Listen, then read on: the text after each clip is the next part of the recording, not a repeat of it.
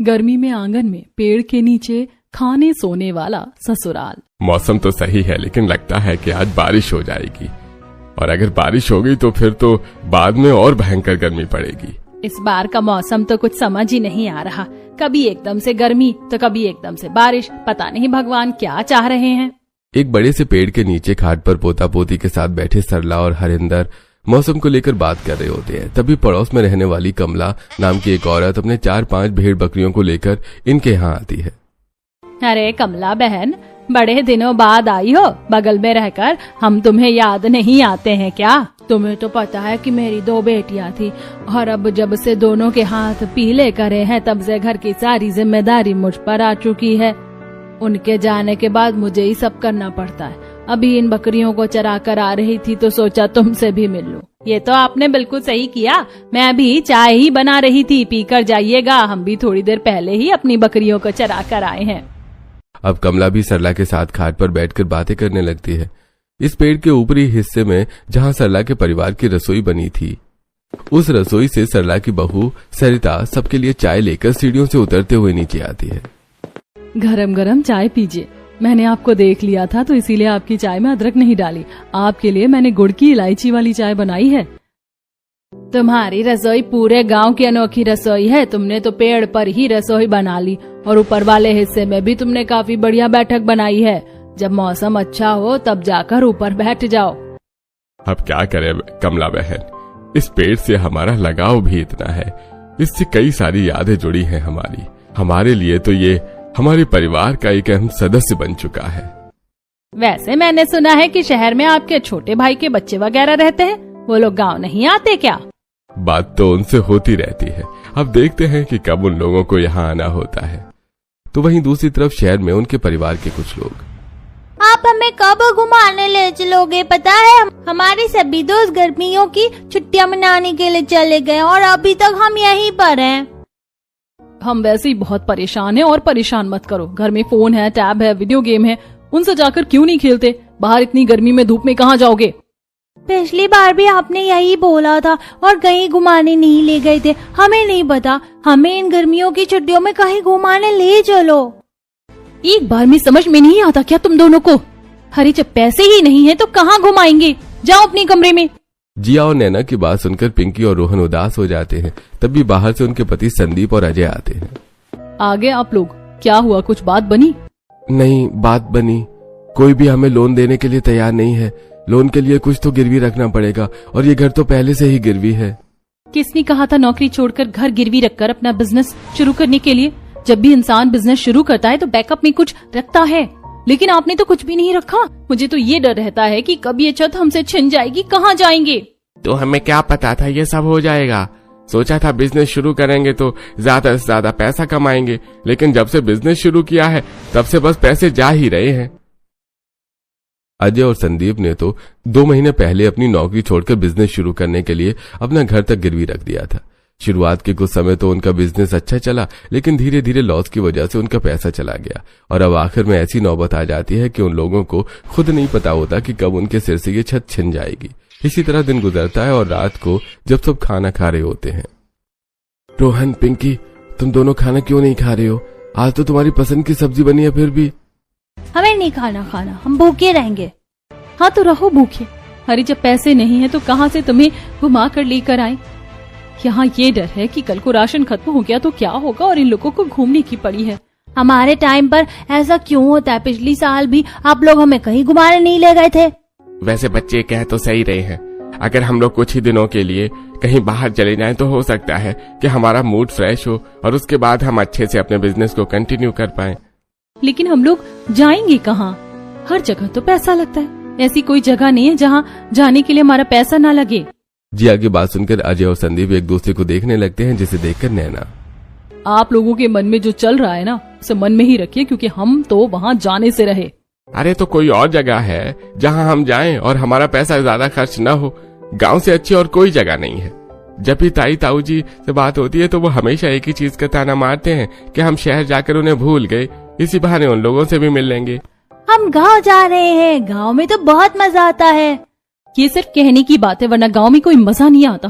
इसीलिए तो शादी के इतने सालों बाद तक आज तक मैं कभी गांव नहीं गई। देखो, अगर कहीं बाहर चलना है तो वो गांव ही है, क्योंकि वहां हमारे पैसे खर्च नहीं होंगे। और रही दूसरी बात, तो हमें बाहर जाकर सुकून भी काफी मिलेगा। अब जो भी सोचना है सोच लो, कल तक मुझे बता देना। हमें गाँव ही ले चलो, इसी बहाने कहीं तो घूमेंगे। जिया और नैना का गांव के नाम से ही मुंह बन जाता है, लेकिन अब मजबूरन पैसे की कमी के चलते अब उनको गांव जाने के लिए हामी भरनी पड़ती है। अगले दिन ही संदीप पूरे परिवार की गांव जाने की टिकट बनवा लेता है, और जब कॉल करके इस बारे में वो गांव में अपनी ताई जी को बताता है तो तुम लोग गांव आ रहे हो? पता है हम कब से इस दिन का इंतजार कर रहे थे। जल्दी आ जाओ बच्चों, फिर मैं तुम्हें अपने हाथों की बढ़िया बढ़िया चीजें बनाकर खिलाऊंगी। माँ, कौन आ रहा है गाँव? अरे तेरे शहर वाले भैया भाभी आ रहे हैं गांव अगले हफ्ते ही। यह खबर सुनकर लक्षिता अब जल्दी से सरला के हाथ से फोन लेती है और सीधा सीढ़ियों से चढ़ते हुए पेड़ के ऊपर बनी बैठक पर जाती है और अपने भैया भाभी से कॉल पर बात करने लगती है। भाभी, आप लोग जल्दी आ जाइए। पता है मैं कब से आपसे मिलना चाहती थी। अब जल्दी से आपका पूरा परिवार हमारे पास आ जाए। अरे तू ही कॉल पर बात करती रहेगी, मुझे भी करने देगी? तुम लोग जल्दी से आ जाओ, और जब भी ट्रेन गाँव पहुँचने वाली हो तो सबसे पहले बता देना मुझे, मैं आ जाऊंगा तुम्हें लेने के लिए। बारी बारी करके पूरा परिवार संदीप और अजय से कॉल पर बात करने लगते हैं, और सबसे बात करने के बाद अब जब कॉल कट जाती है तो देखा, ये लोग हमारे आने की खबर से कितने ज्यादा खुश हो गए। तो अब सोचो, जब हम वहां जाएंगे तब ये लोग कितने खुश होंगे। ये तो बस दिखावा है। इन लोगों का तो हमसे भी पक्का मुंह बना होगा, इतने सालों से जो हम उनके यहाँ नहीं गए। इसी तरह वक्त गुजरता है और आज संदीप और अजय अपने परिवार के साथ अपने गांव पहुंचते हैं। गांव आने की वजह से नैना और जिया ने जीन्स टॉप छोड़कर स्लीवलेस ब्लाउज वाली साड़ी पहनी होती है, और जैसे ही वो स्टेशन पर उतरते हैं तो आसपास बैठे गांव के लोगों ने घूर घूर कर देखने लगते हैं। मम्मी, इतने सारे स्ट्रेंजर्स हमें क्यों देख रहे हैं? पता नहीं बेटा, इसीलिए मैंने तुम लोगों को गांव आने से मना किया था, लेकिन नहीं, तुम लोगों को ही गांव आने की पड़ी थी। अब आ गए हैं तो मूड अच्छा कर लो, शहरी लोग हैं, पहली बार गांव आए हैं तो देखेंगे ना लोग। तुम लोग यहीं लोगों के साथ रहो, मैं तब तक गाड़ी का इंतजाम करता हूँ। रेलवे स्टेशन से बाहर जाने पर संदीप को सिर्फ ढेर सारी बैलगाड़ियां ही मिलती हैं, जिसके बाद अब पूरे परिवार को उन बैलगाड़ियों पर बैठकर ही घर की तरफ जाना पड़ता है। मम्मी, इसमें तो काफी ज्यादा मजा आ रहा है। पापा ने कहा था ना कि वो एक बड़ी सी कार लेंगे, उनसे बोलो कार के बदले वो यही ले ले। मैं तो इसमें रोज स्कूल जाऊंगा। यहाँ इन कच्चे रास्तों के झटके खा खा कर मेरी कमर की बैंड बज गई है, और तुम लोगों को इस बैलगाड़ी में मजा आ रहा है। थोड़ी देर में वो सभी सीधा घर की तरफ पहुंच जाते हैं, जहां उनका गांव का पूरा परिवार मिलकर बैंड बाजे के साथ स्वागत करता है। तो वहीं पूनम हाथों में आरती की थाली लिए खड़ी होती है, जिसे देखकर पता है तुम लोगों को देखने के लिए मेरी आंखें तरस गई थी। मनोहर और गंगा के जाने के बाद तुम लोग तो ऐसे शहर गए कि शहर के ही होकर रह गए, कभी गांव आए ही नहीं। बाबू चलो अब जल्दी से सबके पैर छूकर आशीर्वाद लो। अपनी भाभीियों के पैर छूना मत भूलना, उम्र और रिश्ते दोनों में तुमसे बड़ी है। नैना और जिया अब हल्का सा मुंह बनाकर सभी के पैर छूने लगती हैं कि तभी सरला, ऐसे भी कोई पैर छूता है क्या? जरा ढंग से छुओ। इतना कहकर सरला अपनी दोनों शहरी बहुओं को अच्छे से ठोक ठोक के आशीर्वाद देती है। तो वहीं अब पूनम सभी के सिर पर तिलक लगाकर आरती उतारती है, और सब आकर आंगन में बिछी एक बड़ी सी चारपाई पर बैठ जाते हैं। मम्मी, मैं बोर हो रहा हूँ, मुझे टीवी देखना है। रास्ते में भी आपने मुझे फोन नहीं दिया। जब देखो फोन फोन। अरे यहाँ कहाँ से टीवी लाऊं? तुम्हारे लिए गांव में टीवी नहीं होता। और आओ गांव घूमने के लिए, कम से कम शहर में होते तो हम आराम से एसी में, और तुम टीवी के सामने बैठे होते। अरे मैंने कहा था ना, जब आओ तो कॉल कर देना, और तुम लोगों ने कॉल क्यों नहीं की? अरे भैया, आपको क्या ही परेशान करते, रास्ता तो हमें याद ही था, हम खुद चले आए। सभी आपस में बातें करने लगते हैं। तभी ऊपर पेड़ पर बनी रसोई से सरिता और पूनम लक्षिता के साथ नाश्ता लेकर आ रही होती हैं, जिसे देखकर नीचे खाट पर बैठे जिया और नैना के तो होश उड़ जाते हैं। तो वहीं उन्हें देखकर सरला, अरे बहू क्या देख रही हो? हमारी रसोई देख रही हो ना? जानती हूँ, जो भी पहली बार देखता है उसका मुंह ऐसा का ऐसा ही खुला रह जाता है। ताई जी के घर पर तो कुछ अनोखी रसोई है। गांव में क्या लोग इसी तरह पेड़ों पर चढ़कर खाना बनाते हैं? सबसे पहले वो ठंडा ठंडा सत्तू का शरबत पीते हैं, जो संदीप और अजय को भी काफी पसंद आता है। लेकिन वहीं नैना, जिया और उनके बच्चे फौरन सत्तू का शरबत मुंह से निकाल देते हैं। मम्मी, ये क्या था? बहुत गंदा टेस्ट है इसका, मुझे नहीं पीना ये। आप मेरे लिए पेप्सी या फैंटा लेकर आओ, मुझे वो पीना है। लेकिन ये सब तो पेट के लिए बिल्कुल भी अच्छा नहीं होता। हमारी टीचर है ना, वो हमें ये सब पीने से मना करती है। सत्तू का शरबत पेट के लिए बहुत अच्छा होता है, हम तो रोज पीते हैं। तभी रोज पीते हैं। कितना गंदा टेस्ट था इसका, ऐसा लग रहा है कि जैसे किसी ने पानी में बेसन घोल कर दे दिया हो। वो चने के आटे का बनता है, इसीलिए तुम्हें ऐसा लग रहा होगा। और पहली बार पिया है ना तो ऐसा होता है, रोज पियोगी ना तो आदत पड़ जाएगी। नैना और जिया को आए हुए अभी घंटा पर भी नहीं हुआ था और उनका अपने गांव वाले इस परिवार से मुंह बन जाता है। इसी तरह अब शाम हो जाती है। सभी लोग अभी तक आंगन में पेड़ के नीचे चारपाई पर बैठे होते हैं कि तभी घर की औरतें अब जल्दी जल्दी आंगन में सबके लिए खाना लगाने लगती हैं, जिसे देखकर ये क्या आप लोग खाने की तैयारी आंगन में क्यों कर रहे हैं? घर के अंदर चलते हैं ना, आराम से डाइनिंग टेबल पर खाना खाएंगे। अरे बहू, हमारे यहाँ टेबल वगैरह नहीं होती खाने के लिए। हम गांव के लोग तो इसी तरह घर के अंदर या आंगन में जमीन पर बैठकर खाना खाते हैं। और मौसम देखो कितना अच्छा हो रहा है, ऐसे मौसम में तो आंगन में ही खाना खाना अच्छा लगता है। खुले पेड़ के नीचे आंगन में बैठकर खाना खाने की बात सुनकर नैना और जिया का दोबारा से मुंह बन जाता है। तो वहीं अब जब सब खाना खाने के लिए बैठते हैं तो हमें कार्टून देखते हुए खाना खाना है, उसके बिना हमें खाना अच्छा नहीं लगता। हमारा कोई कार्टून लगा दो। अरे बच्चों, खाना खाते हुए ऐसी चीजें नहीं देखते। अब हमारे बच्चों को देख लो, दिन भर में मुश्किल से आधा घंटा फोन में कुछ देखेंगे, वरना या तो पढ़ाई या फिर बाहर जाकर खेलकूद। और तुम्हारी उम्र के बच्चों को तो फोन से दूर ही रहना चाहिए। भैया, अब आप ही समझाओ इन लोगों को।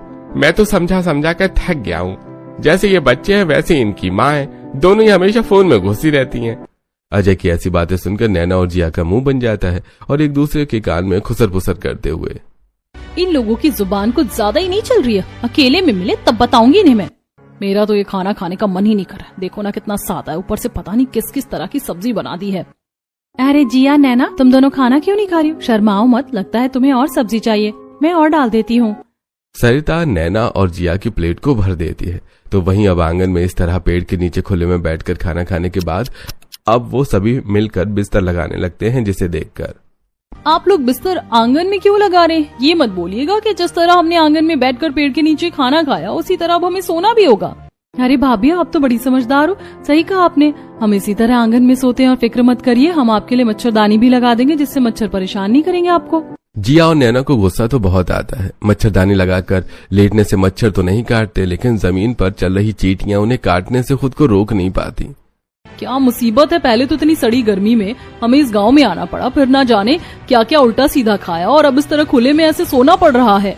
जहां अजय और संदीप तो एडजस्ट करके सो जाते हैं, वहीं नैना और जिया काफी परेशान रहती हैं। आधी रात को उन्हें जैसी हल्की हल्की नींद आने लगती है तो वहीं हरिंदर के खतरनाक खर्राटों से उनकी नींद उड़ जाती है। अरे कोई इस बुढ़े के मुंह में रुई ठूस दो, कितनी तेज खर्राटे ले रहा है। भगवान, ऊपर से पेड़ रात में कितना डरावना लग रहा है। ऐसा लगता है कि अब जैसे ही आंखें बंद करके खोलूंगी वैसे इस पर कोई चुड़ैल लटकती हुई नजर आएगी। जैसे तैसे करके वो सोने की कोशिश करती है और इसी तरह अब सुबह हो जाती है। ये क्या कर रहे हैं आप? छोड़िए ना, कोई देख लेगा। अरे कौन क्या देख लेगा, होश में आओ। संदीप की आवाज सुनकर नैना जैसी अपनी आंख खोलती है तो देखती है कि उसकी साड़ी एक बकरी के मुंह में है। यह देखकर नैना पीछे होते हुए एकदम से डर के मारे चिल्लाती है। अरे तुम तो ऐसे डरी जैसे तुम्हारी साड़ी बकरी के मुंह में नहीं बल्कि डायनासोर के मुंह में हो। भगवान, क्या मुसीबत है, कहाँ आकर फंस गई मैं। वैसे ये जिया कहाँ है, कहीं दिख नहीं रही। वो तो फ्रेश होने के लिए गई है भाभी और बहन के साथ खेतों में। क्या कहा, खेतों में? नैना इससे पहले संदीप से कुछ और पूछती कि तभी वहाँ जिया लोटा लेकर आती है। क्या नैना, क्या बताऊं मैं, यहाँ तो फ्रेश होने के लिए भी खेतों में जाना पड़ता है। कहाँ फंस गए हम आकर। पहली सुबह ही यही हाल है हमारा, अभी तो ना जाने कितनी सुबह यहाँ गुजारनी है हमें। अब नैना भी बिस्तर से उठ जाती है, जिसके बाद अब सरिता और पूनम नैना और जिया को अपने साथ अपने पेड़ के ऊपर बनी रसोई में ले जाती हैं, जहाँ वो दोनों नाश्ता बना रही होती हैं। तो वहीं नैना और जिया उनकी मदद करती हैं। वैसे रसोई तो नीचे आंगन में भी बनाई जा सकती थी ना, इस तरह पेड़ पर बनाने की क्या जरूरत थी। अरे हम सब खाना पीना सोना आंगन में ही करते थे ना, और परिवार भी काफी बड़ा है। अगर रसोई वहाँ नीचे बनाते तो जगह कम पड़ जाती, इसीलिए यहाँ बना ली। और ऊपर रसोई बनाने की वजह से यहाँ हवा भी लगती रहती है। वैसे तुम दोनों को हमारी मदद करने की जरूरत नहीं है, कुछ दिनों के लिए तो आई हो, आराम से बैठो, ठंडी हवा खाओ। कुछ ही देर में सारा नाश्ता बन जाता है। नाश्ते के बाद अब घर की सभी औरतें जिया और नैना को लेकर सीधा नदी किनारे आ जाती हैं और नदी के अंदर जाकर अरे जिया नैना, तुम दोनों भी आ जाओ, पानी काफी ठंडा है, शरीर सुस्त से चुस्त हो जाएगा नहाकर। हमें इस तरह खुले में नहाने की आदत नहीं है, घर में जो बाथरूम है हम उसी में जाकर नहा लेंगे। अरे भाभी वहाँ भी नहा लेना, लेकिन यार ठंडे पानी में तो मजे लो। जिया और नैना दोनों ही नदी में नहीं जाती और किनारे किनारे ही घूमने लगती हैं कि तभी एकदम से नैना का नदी किनारे बड़े कीचड़ में पैर फिसलता है और वो सीधा नदी के ठंडे पानी में जा गिरती है। नैना चाची तो खुद ही पानी में गिर गई। हा। अरे जिया बहू, अब तू क्या देख रही, तू भी आ जा। सभी के कहने पर जिया भी नदी के ठंडे पानी में आ जाती है। पानी में आने के बाद नदी का पानी तो काफी ठंडा है और ताजा भी लग रहा है। नहीं तो क्या, इसीलिए तो हम यहाँ रोज आते हैं, गर्मियों में यही तो मजे हैं। वो नदी के ठंडे पानी को काफी एंजॉय करते हैं और अब उन्हें सभी औरतों के साथ कपड़े बदलने पड़ते हैं। बस अब यही बाकी रह गया था, इज्जत का तो लोगों ने फालूदा कर दिया। ऐसे ही अब कुछ दिन गुजर जाते हैं। संदीप और अजय फिर से काम करने के लिए शहर चले जाते हैं। कुछ दिन और गुजर जाते हैं। नैना और जिया शाम के वक्त जैसे ही अपने कमरे से बाहर आती हैं तो देखती हैं कि घर के सभी लोग आंगन में बैठकर गाय के गोबर से उपले बना रहे हैं, जिसे देखकर ईयू, आप लोग ये क्या कर रहे हैं? इस तरह गाय की पॉटी में हाथ क्यों डाला है आपने? छी। अरे बेटा, ये हमारी गाय माता का गोबर है और इसके बने हुए उपलों पर तो खाना बनाते हैं हम लोग। हाँ तो मैं कह रहा हूँ कि तुम भी आकर बनाओ हमारे साथ। मुझे तो यहाँ तक बदबू आ रही है, छी, मैं इसे टच भी नहीं करूंगी। बेटा तुम्हारे ताऊ जी मजाक कर रहे हैं, हमें पता है, शहरी लोगों को ये सब बिल्कुल नहीं पसंद। तुम सब बस जाकर हम सब के लिए चाय बनाकर ले आओ। अब नैना और जिया सीधा चढ़ते हुए ऊपर जाती हैं और पहले से ही जल रही चूल्हे पर चाय बनाने लगती हैं कि तभी वहाँ एकदम से दो छोटे छोटे बंदर के बच्चे आ जाते हैं। इसे देखकर भगवान, अब ये मुसीबत कहाँ से आ गई, कोई बचाओ हमें। नैना और जिया की चिल्लाने की आवाज सुनकर सुरेश और प्रदीप भागे भागे ऊपर जाते हैं और उन बंदरों के बच्चों को देखकर, अरे जान ही निकाल दी आपने हमारी। अरे ये तो अक्सर यहाँ आते रहते हैं, वो केले रखे हैं ना, वो दे दो इन्हें, अपने आप चले जाएंगे। नैना और जिया उन दोनों बंदरों को देखकर इतना डर जाती है कि भागकर सीधा नीचे आ जाती है। इसे देखकर सभी घरवाले हंसने लगते हैं। इसी तरह कुछ दिन और गुजर जाते हैं। नैना और जिया कमरे में आराम कर रही होती है कि तभी लक्षिता कुछ पड़ोसनों के साथ एकदम से कमरे में आ जाती है। इन लोगों में प्राइवेसी नाम की कोई चीज नहीं है क्या? शहर में कोई इस तरह से किसी के कमरे में घुसा है ना तो बहुत गंदी इंसल्ट करते हैं। तुम आए हो शहर से? उनकी बहू, बहुत सुना है तुम्हारे बारे में, तुम दोनों तो बड़ी सुंदर सी हो। सच में शहर के लोग होते तो बड़े प्यारे हैं। हमारे बेटे की भी शहर में नौकरी लगी, अगले महीने वो भी शहर चला जाएगा, वहाँ तो मुझसे मिलना। वैसे कुछ भी बोलो, इन गाँव के लोगों के बीच में तो सच में सेलिब्रिटी वाली फीलिंग आ रही है। ऐसा लग रहा है शहर से नहीं बल्कि विदेश से आई हूँ। कुछ कुछ मामलों में जिया और नैना को उनका गांव वाला ससुराल काफी अच्छा लगता है, तो वहीं बहुत से मामलों में वो अभी भी गांव और वहां के लोगों से चिढ़ी हुई थी। ऐसा लगता है कि किसी फार्म में भेड़ बकरियों के साथ सो रही हूँ, ठीक से पैर फैलाने की भी जगह नहीं है।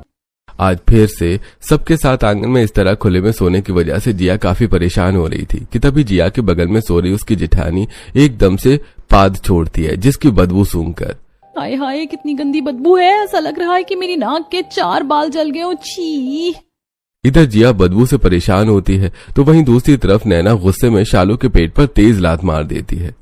कुछ दिन और किसी तरह बर्दाश्त करना है, हमारे पति भी शहर चले गए, एक बार उनसे मिलूं तब बताऊंगी।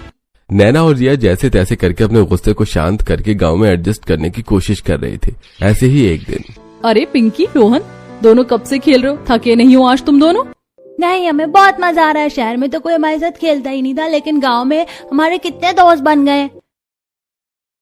पिंकी, हम लोग बर्फ पानी भी खेलेंगे, बहुत मजा आएगा, और फिर बर्फ पानी के बाद हम चैन चैन खेलेंगे।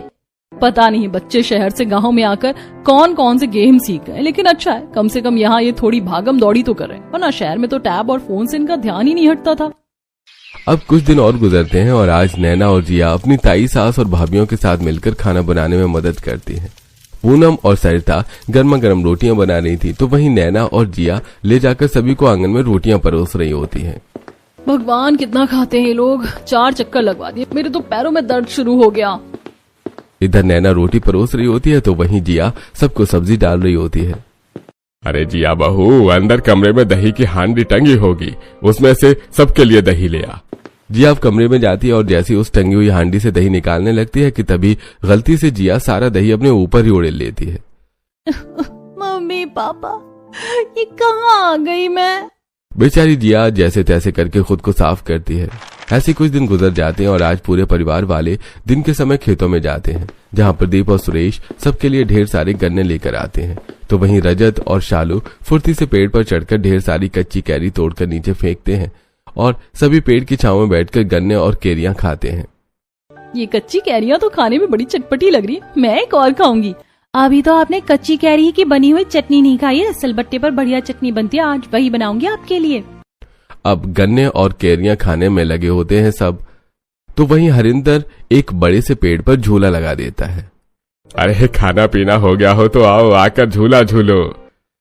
जब वो गांव के झूले पर झूलते हैं तो उन्हें काफी ज्यादा अच्छा लगता है। अब शाम के वक्त जब नैना और जिया सभी के साथ घर आ रही होती है तो नैना को रास्ते में एक छोटा सा बच्चा दिखता है। उसे देखकर नैना उसे प्यार से गोद में उठा लेती है। ये बच्चा कितना प्यारा है ना, क्या नाम है तुम्हारा? इससे पहले नैना प्यार से उस बच्चे को चूमती, तभी जल्दी से पूनम और सरिता उसे रोकते हुए, ऐसा मत करना, ये रिश्ते में हमारे जेठ लगते हैं, जल्दी से नीचे उतारो और घूंघट करके पैर छुओ इनके। क्या इतना सा बच्चा हमारे जेठ लगते हैं? भाई जेठ है रिश्ते में हमारे, जल्दी से घूंघट करके पैर छुओ। सरिता और पूनम की बात सुनकर नैना और जिया के तो होश उड़ जाते हैं। वैसे एक हफ्ता और गुजर जाता है। जब वो खाना खा रही होती है तो कभी बार बार पेड़ से पत्ते नैना की थाली में गिरते, तो कभी जमीन पर रेंग रही चींटियां जिया की थाली में आ जाती हैं। शहर में तो हम लोग डाइनिंग टेबल पर आराम से एसी की ठंडी हवा में बैठकर खाना खाते हैं, और यहाँ देख लो, इस पेड़ से हमारी काफी सारी यादें जुड़ी हैं, तभी तो हम ज्यादा से ज्यादा वक्त यहाँ गुजारते हैं। कभी आंगन में बैठकर खाते हुए थाली में पत्ते गिरना, तो कभी सुबह सुबह आंगन में सोते हुए चिड़ियों की चहचहाट की आवाज से परेशान होना। इन सब से नैना और जिया काफी थक चुकी थी। हर रोज की तरह दोनों चारपाई पर बैठकर बस इन गर्मियों के दिनों के खत्म होने का इंतजार कर रही थी। वहीं उनके दोनों शहरी बच्चे अब गांव के बच्चों के साथ मिलकर एक के बाद एक गुलाटी मारते हैं, जिसे देखकर हमारे बच्चे तो 2 मिनट ठीक से भाग भी नहीं पाते थे, और यहाँ जब से आए हैं देखो शरीर में कितनी फुर्ती आ गई है। कुछ भी बोलो, लेकिन गांव के लोगों में शहर के लोगों के हिसाब से काफी ज्यादा फुर्ती होती है। अपने दोनों बच्चों को इतने फुर्तीले शरीर के साथ देखकर उनकी माताओं को काफी अच्छा लगता है। वहीं आज घर के सारे मर्द औरतों को बिठाकर खुद चूल्हे पर खाना बना रहे होते हैं और बड़ी ही इज्जत से उनको परोसते हैं। हमारे घर की औरतें, बेटियां, बहुएं हमारे लिए कितना कुछ करती हैं। कम से कम हफ्ते भर या महीने में एक बार तो हम भी इन्हें खाना बनाकर खिला ही सकते हैं। लेकिन शहर में ऐसा नहीं है, हाउस वाइफ को ही सब कुछ करना पड़ता है। गांव में सब कितना मिलजुल कर रहते हैं। गांव की कई सारी खूबियां जिया और नैना को काफी पसंद आती हैं। वैसे कुछ दिन गुजरते हैं और शहर से उन दोनों के पति भी वापस आ जाते हैं। सब खाना खा रहे होते हैं कि तभी सरला, बहू, बरामदे में जो टैंक बना है उससे थोड़ा सा पानी निकाल कर ले आओ, मटके का पानी खत्म हो गया है। रात का वक्त होता है। नैना टैंक के पास जाकर उसमें से पानी निकालने लगती है कि तभी नैना के पैर के पास से एक चूहा गुजरता है, जिसे देखकर नैना काफी डर जाती है और वो सीधा पानी के टैंक में जा गिरती है। कोई बचाओ मुझे, मैं डूब जाऊंगी, मुझे तैरना नहीं आता, कोई बचाओ मुझे। नैना की चिल्लाने की आवाज सुनकर सभी लोग भागे भागे आते हैं, लेकिन जब वो उसे इस तरह टैंक में डूबा हुआ देखते हैं तो चुपचाप खड़े हो जाते हैं। अरे आप लोग मुझे बचा क्यों नहीं रहे, मैं डूब जाऊंगी। एक बार अपने पैरों पर खड़ी होने की कोशिश तो करो। सरिता की बात सुनकर नैना जब पैरों पर खड़ी होने की कोशिश करती है तो देखती है कि टैंक का पानी उसके घुटनों के नीचे तक ही है। हमें नहीं पता था कि शहर के लोग इतने कम पानी में भी डूब जाते। ये शहर वाली चाची तो बहुत ज्यादा डरपोक है। सभी को अपना इस तरह मजाक उड़ाते देखकर नैना को काफी गुस्सा आता है और अब वो सीधा कमरे में जाकर अपने पति से बात करने लगती है। बस संदीप, बहुत हुआ, अब मैं यहाँ और नहीं रह सकती। अरे यहाँ किसी भी चीज की फैसिलिटीज नहीं है, लाइट आती नहीं है, फोन में नेटवर्क नहीं आते, नहाने के लिए नदी में जाओ, अरे फ्रेश होने के लिए भी सुबह सुबह खेत में जाना पड़ता है, और खाना सोना वो तो पूछो ही मत, हर चीज आंगन में करनी है। इस पेड़ से लोगों को ऐसा क्या लगाव है, मुझे तो समझ नहीं आता। बस बहुत हुआ, अब मैं भी यहाँ और नहीं रह सकती, हमें यहाँ से कल ही निकलना है। जिया और नैना के पति उन्हें समझाने की काफी कोशिश करते हैं, लेकिन वो उसकी एक नहीं सुनती कि तभी वहाँ हरिंदर और सरला आते हैं और उन लोगों की बात सुनकर, हमें बोलने का कोई हक नहीं है, लेकिन तुम लोगों को ये जानना है ना कि हम इस आंगन और पेड़ से इतने जुड़े हुए क्यों हैं। बहू, तुम्हारे दादा ससुर के आगे एक ऐसा वक्त था जब उनके पास कुछ भी नहीं था, रहने के लिए एक झोपड़ी तक नहीं थी, गांव में किसी ने भी उनकी मदद नहीं करी थी, तो उन्होंने इसी पेड़ का सहारा लिया था और इस पेड़ के नीचे आंगन में ही एक छोटी सी झोपड़ी बनाकर रहने लगी थी। इसलिए हम सबकी इससे यादें जुड़ी हैं। मेहनत करके उन्होंने इस झोपड़ी को इस बड़े से घर में बदला। जिस पेड़ और आंगन ने हमारे पूर्वजों को सहारा दिया हो, तो हम कैसे उससे लगाव न रखें। तुम लोगों को जो भी दिक्कत हुई है हमें माफ कर देना, लेकिन हम इस पेड़ और आंगन को नहीं छोड़ सकते। हरिंदर की बातें सुनकर जिया और नैना को अपने कहे हुए शब्दों पर काफी ज्यादा अफसोस होता है। ऐसे ही अब दिन गुजरते हैं।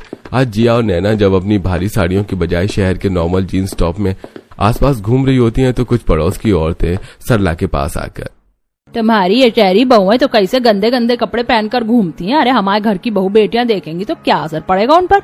हमारे घर की बहुएं हैं, वो जो भी पहनकर घूमे, तुम्हें उससे क्या। अरे शहर के और गांव के पहनावों में जमीन आसमान का फर्क होता है। और इतनी देर से जब वो साड़ी पहन रही थी तब तो तुमने कुछ नहीं बोला। अपनी ताई सास की ऐसी बातें सुनकर नैना और जिया, हमारी सास सच में कितनी अच्छी है ना। मुझे तो लगा था कि ये हमें कपड़ों को लेकर कुछ बोलेंगी, लेकिन ये तो उल्टा हमें सपोर्ट कर रही है। ऐसे ही अब कुछ दिन गुजर जाते हैं। जहाँ पहले हर रोज सुबह जिया और नैना सबके 100 बार उठाने पर चिढ़कर उठती थी, तो वहीं आज वो अपने आप सबसे पहले उठ जाती हैं।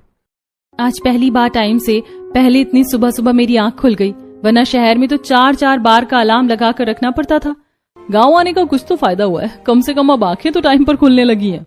ऐसे दिन और गुजरते हैं और धीरे धीरे गर्मी की छुट्टियां खत्म होने लगती हैं। इन कुछ दिनों में जिया और नैना के बच्चे अब गांव के बच्चों की तरह काफी स्ट्रांग हो चुके थे। हमेशा फुर्तीला शरीर रखना, खेलना कूदना, यहाँ तक कि 5-5 किलो का वजन भी आसानी से उठा लेना, इसे देखकर नैना और जिया को काफी अच्छा लगता है। आज शाम जब नैना अपने दोनों गांव वाली भाभियों के साथ मिलकर चूल्हे पर रोटियां सेक रही होती है कि तभी एकदम से नैना का हाथ जल जाता है और सब भागे आते हैं। हे भगवान, कितना हाथ जला लिया इसने। सरिता, क्या जरूरत थी इससे रोटी बनवाने की। पता है ना इसे चूल्हे की आदत नहीं है। माँ जी, मैंने तो मना ही किया था, लेकिन ये मानी ही नहीं। मैं जल्दी से कच्चा आलू घिसकर लगाती हूँ। सरिता एक बड़ा सा कच्चा आलू लेती है और उसे घिसकर नैना के जले हाथ पर लगा देती है। नैना का हाथ जला होने के कारण सरिता उसे अपने हाथों से ही खाना खिलाती है, जिससे नैना को काफी अच्छा लगता है। अब ऐसे ही कुछ दिन गुजर जाते हैं। आज लक्षिता जिया और नैना को उनके कमरे में ही खाना देने के लिए आती है। अचानक क्या हुआ? हम सब तो एक साथ बाहर आंगन में खाना खाते थे ना। लेकिन आप लोगों को दिक्कत होती थी ना। हमें लगा कि धीरे धीरे आदत पड़ जाएगी, लेकिन रोज ही दिक्कत होने लगी, तो इसीलिए माँ ने खाना कमरे में ही भिजवा दिया। लक्षिता दोनों की खाने की प्लेट रखकर वहां से चली जाती है। उसके बाद जब नैना और जिया आज अकेले कमरे में खाना खा रही होती हैं, तो मुझे तो बिल्कुल भी अच्छा नहीं लग रहा है। भले ही बाहर दिक्कत होती थी, लेकिन वहाँ कम से कम सबके साथ हंसी मजाक करके वक्त तो काट दिया करते थे। दोनों अपने खाने की प्लेट उठाती हैं और सीधा बाहर आ जाती हैं। इसी तरह हफ्ता भर और गुजरता है और आज फाइनली नैना और जिया अपने परिवार वालों के साथ वापस शहर के लिए निकल रही होती है। तो वहीं घर वाले उन्हें आटा, दाल, मसाले और भी कई तरह का सामान देते हैं। इसमें सारा खाना पीने का सामान है। अब तुम लोगों को साल भर के लिए राशन लेने की बिल्कुल जरूरत नहीं है। इसमें सारा खाने पीने का सामान है। अब तुम लोगों को साल भर के लिए राशन लेने की बिल्कुल जरूरत नहीं है। इसमें काजू, बादाम और भी कई सारी चीजें हैं। दोनों बच्चों को रोज खिलाना और तुम लोग भी खाना। पिंकी, रोहन, तुम लोग हमें बहुत याद आओगे, जल्दी आना वापस। शुरुआत में जितनी नैना और जिया को शहर जाने की एक्साइटमेंट थी, तो वहीं आज उन दोनों का दिल काफी उदास होता है। अब वो सभी घंटों का सफर तय करते हुए वापस शहर आ जाते हैं। शहर आने के बाद उनके पतियों का काम काफी अच्छे से चल रहा है। हमें लगा ही नहीं था कि 1 से 1.5 महीने में आप लोग अपना काम इतने अच्छे से शुरू कर लेंगे। वैसे काम शुरू करने के लिए आपको पैसे कहाँ से मिले? जब हम गांव गए थे तो ताऊ जी की मैंने सारी बात बताई थी, तो उन्होंने बिना सोचे समझे हमें पैसे दे दिए। जब हम बीच में शहर आए थे तो उन्हीं पैसों से हमने काम शुरू किया था। क्या कहा? उन लोगों ने आपको पैसे दिए, वो भी इतने सारे? और वो भी बिना ब्याज के, और कहा कि कभी ये पैसे वापस लौटाने की जरूरत नहीं है। तुम लोगों ने उन्हें कितना ही गलत क्यों न समझा हो, लेकिन माँ बाबा के जाने के बाद उन्होंने हमें सगी औलाद जैसा पाला है। संदीप और अजय की बातें सुनकर नैना और जिया को अपने किए हुए बर्ताव पर काफी बुरा लगता है। अब वो अगले ही दिन अपने पति और बच्चों के साथ फौरन गाड़ी पकड़कर शहर से गांव आती है। ताई जी, हमने काफी गलत समझा आप लोगों को। आपके आंगन में रहने, खाने पीने और गांव की इस लाइफस्टाइल की वजह से हम काफी परेशान हो गए थे, लेकिन धीरे धीरे हमें एहसास हुआ कि ये सब तो शहर से काफी ज्यादा अच्छा है। और आपने एक बार भी नहीं जताया कि आपने हमारी कितनी बड़ी मदद करी है। हमारे इस बिहेवियर के लिए हमें माफ कर दीजिएगा। मेरे बच्चों, कोई जरूरत नहीं है माफी मांगने की। तुम लोग तो हमारे अपने हो, ये सब तो चलता रहता है। इस दिन के बाद से नैना और जिया अब हर साल छुट्टियों में हमेशा गांव आती हैं और गांव के लाइफस्टाइल को अच्छे से एंजॉय करती हैं।